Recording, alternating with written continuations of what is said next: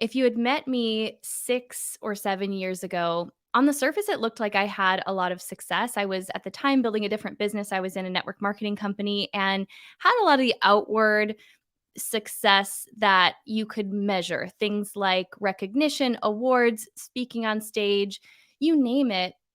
But deep down, there was just really this void that I was aware was present. It was this feeling of restlessness, this feeling that there was just more. And Mm. I thought that more was something that came from outside of me.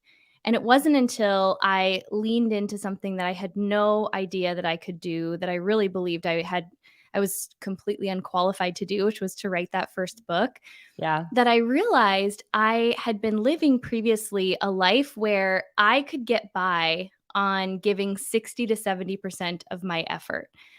And it was tricky because I could achieve a lot of great things at Yeah. 60 to 70%, but I didn't have to get uncomfortable. So I got Mm. to operate within what I could control. And while I would have told you during that season that I thought I had faith, the truth was I wasn't even getting near to the edge of what I knew myself to be capable of. And therefore, I actually wasn't relying on faith. I'd pray these big prayers, but then I'd be like, I got this. I was never Totally. stepping beyond what I, as the human me, knew that I could do. And I didn't realize until much later, until I started to step past that point and do things like writing a book or, speaking on stage or starting my own event, that I didn't even require faith at the level I was playing at previously. And that was really a hard realization to come to, but a beautiful one because now, fortunately or unfortunately, I know when I'm still operating within that comfort zone, that place where I don't really have to rely on my faith at all. And one of my favorite quotes, and I don't actually know who to credit for these words, but it says something to the effect of that faith doesn't even begin. Like it doesn't even start. You don't scratch the surface of faith until you get to the end of what you know yourself to be capable of. And I think it's just a really powerful question. We're just going to hit it hard on a Monday and just start Yeah, your let's week off go. strong and just say, like, if you were to give an honest look, how often are you relying on faith? How many things are you doing that require you to hit your knees in prayer, in humility, to say, I don't have this. I don't know how to do this. I cannot do this by myself. And for me, the answer up until, about 6 or 7 years ago was I don't think I had ever reached that point. Truly needing faith until I started this journey that people now know me for, which is cool. But the internal transformation that's happened, everything else pales in comparison.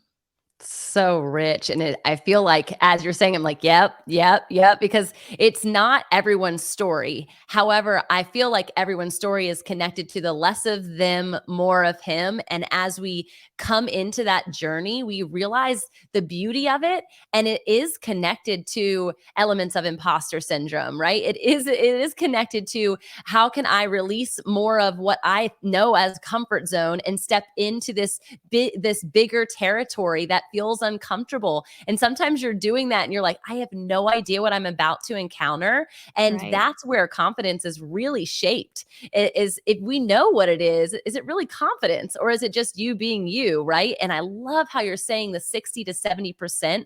I had never thought about it from like a percentage wise of what output we were putting out previous to this faith journey. But I could definitely share in that when you're talking, and it's one of the elements that's really prominent in your book. And I know that you speak into women's lives all the time around this. Talk to us about the internal GPS and the knowing that you needed to go further, or was there a moment of tragedy or a moment of trauma or a moment of realization where you're like, I can't operate like this anymore. I have to go to the next level. Well, I think for me, that GPS was this feeling I couldn't ignore, that there just was untapped potential within me. And there were a lot of reasons I wasn't leaning into it. I would look around. I grew up in a very small town. I came from the Midwest, and I was already out achieving anything that I had seen any of my friends or family do, and that felt really vulnerable to say, well, like I'm just getting started. I think there's actually so much more. And I was sitting in church with a friend yesterday, and we were really talking about how I think even people look at my life now and, I've been able to do some very cool things. I'm very blessed to get to do the work that I do, but people don't realize that I'm still on this journey of finding that true God-given potential within me. I think it's a lifelong journey. There's always another level to it as we submit more and more and more to the vision he's placed inside of us. And I don't think there's a lot of conversation specifically.